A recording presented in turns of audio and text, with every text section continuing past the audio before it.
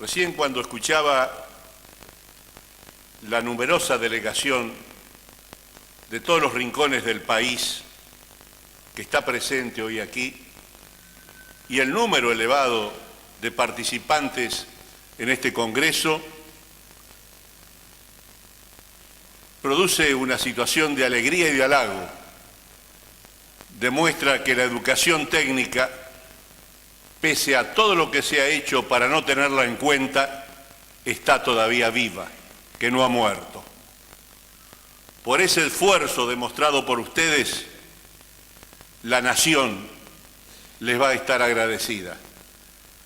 Y hoy, a través de estas deliberaciones, van a lograr a lo mejor echar las bases de la nueva ley de educación técnica que la nación no tiene y que ustedes, con su esfuerzo, con su capacidad, van a obligar a que la nación dicte.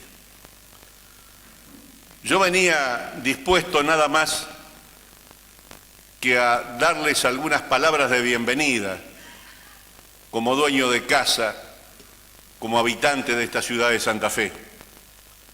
Y me voy a limitar, por el pedido que me han hecho los organizadores, a hacer una referencia muy abuelo de pájaro de cómo ha ido evolucionando a través del tiempo, legislativamente, la educación técnica en este país.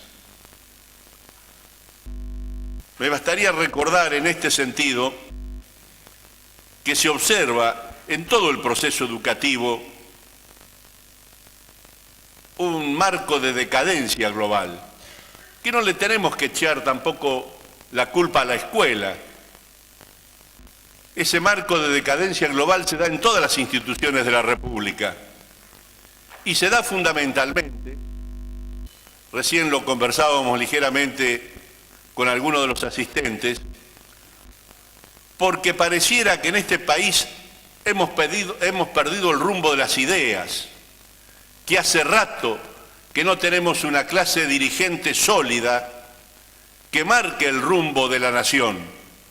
Hace rato que no tenemos esas figuras de estadistas que alguna vez, aún con disensos, nos enorgullecieron y que diseñaron para el país un marco de nación.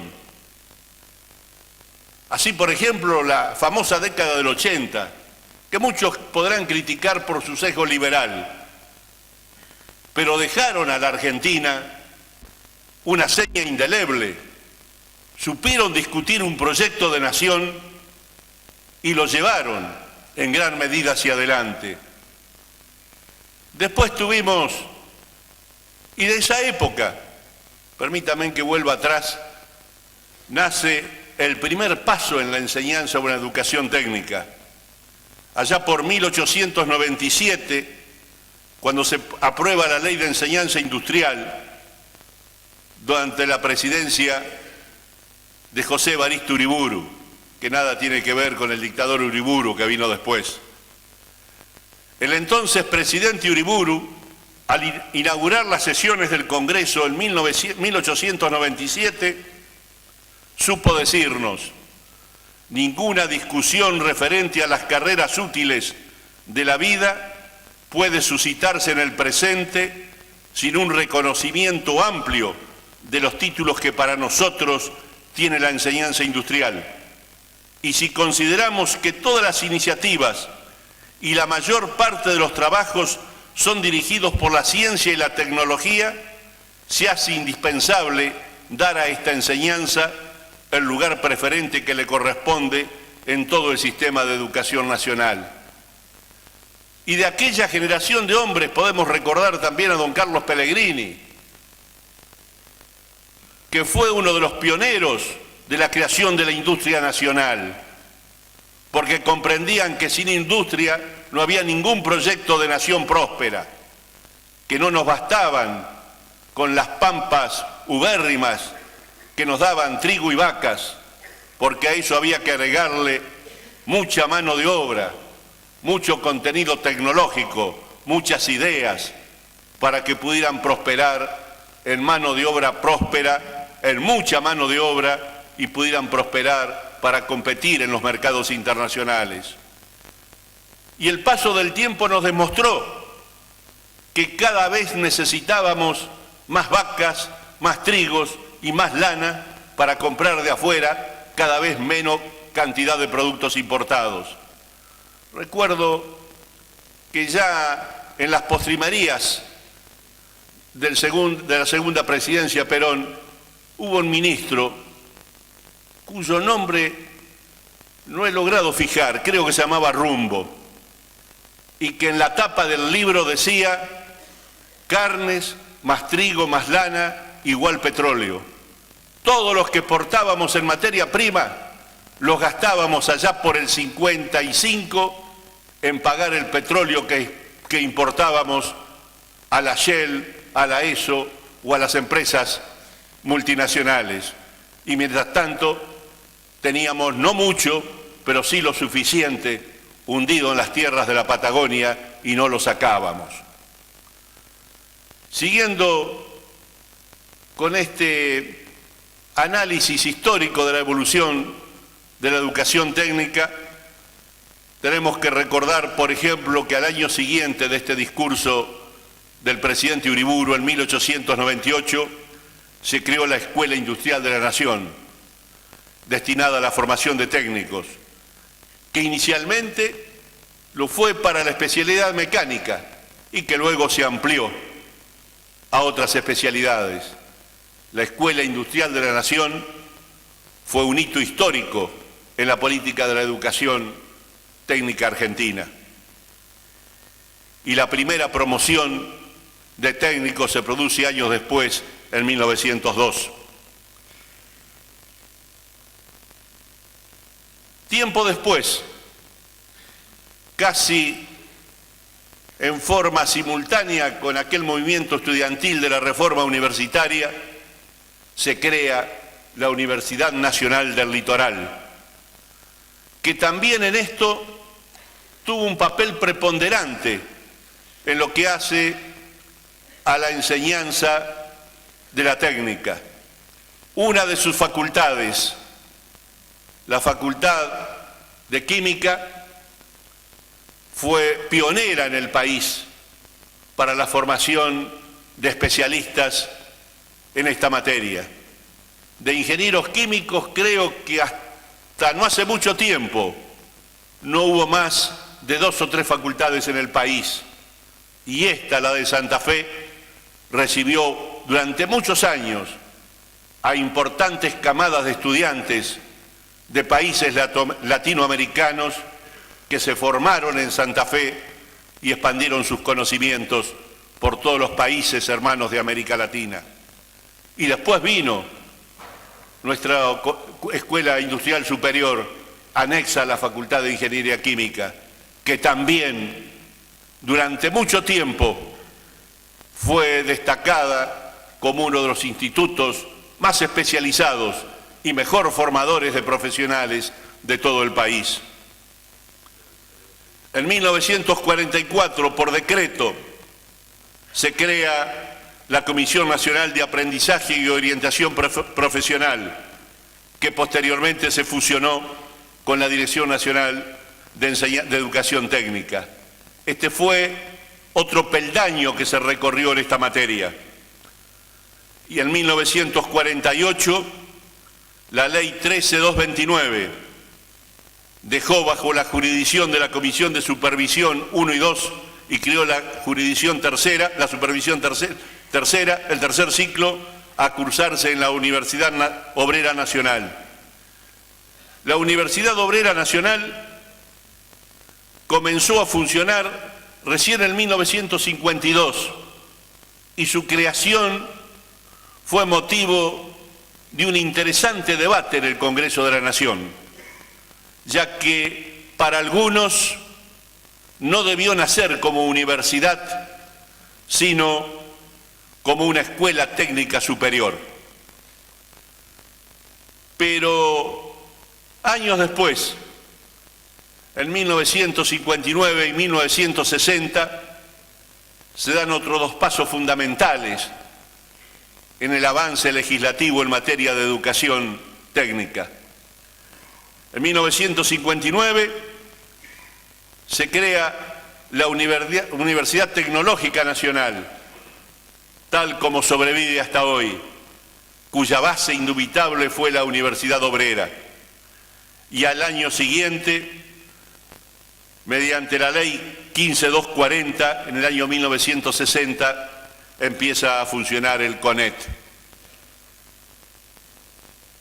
Quiero detenerme en estos antecedentes, porque constituyen quizá los hitos fundamentales de la importancia que se le dio como política de Estado a la educación técnica.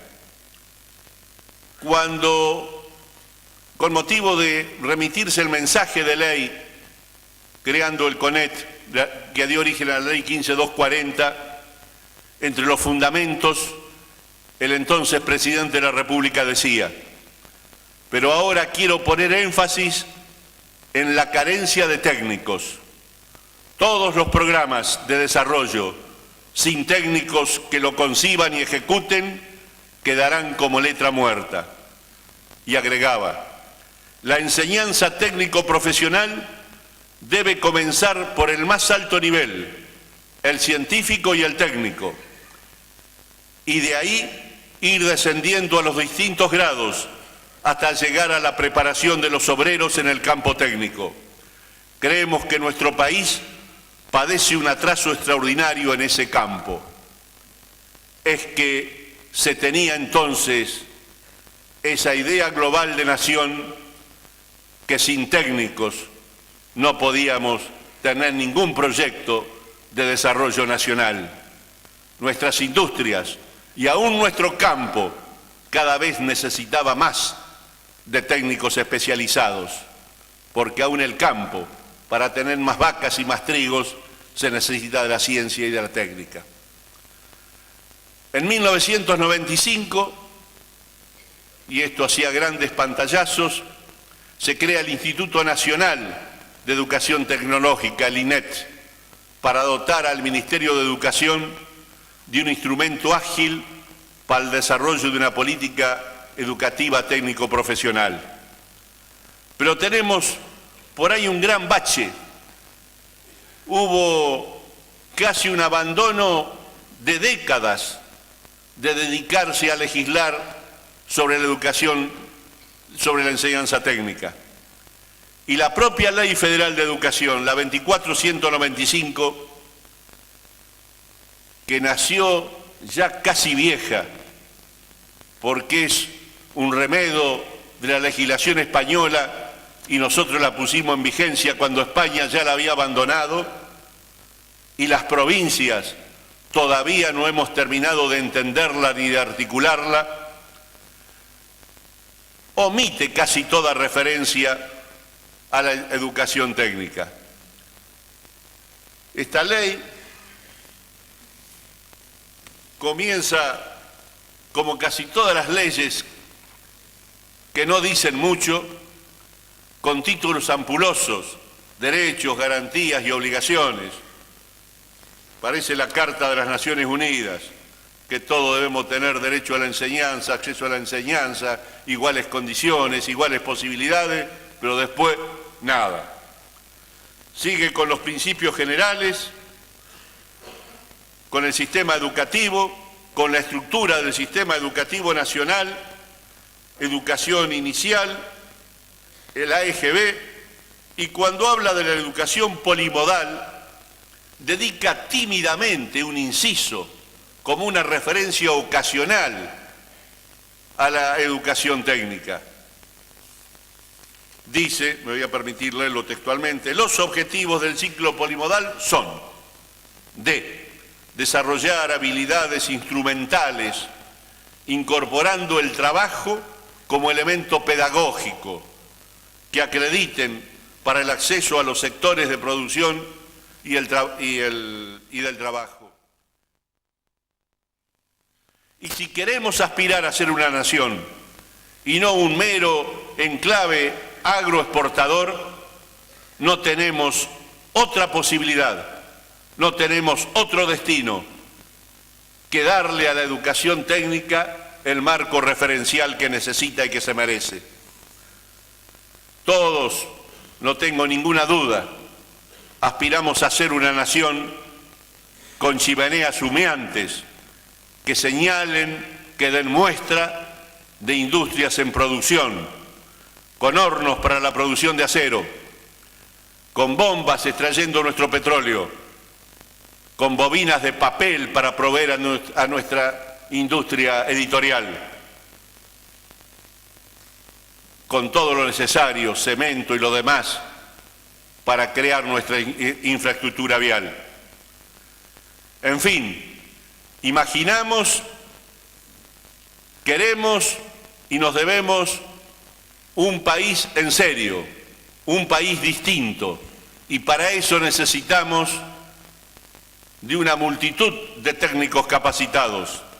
Esos recursos humanos deben salir de nuestras escuelas técnicas, y para que ello sea posible debemos elaborar un marco jurídico que posibilite esa fábrica de técnicos argentinos. La ley no soluciona todo, la ley no crea riqueza ni crea sabios. La ley solamente es el instrumento, la herramienta para posibilitar que eso ocurra. Por eso, señores técnicos de todo el país, el desafío de la hora es que ustedes discutan, elaboren una ley marco de enseñanza técnica. Los desafiados somos todos nosotros. No podemos desaprovechar esta oportunidad.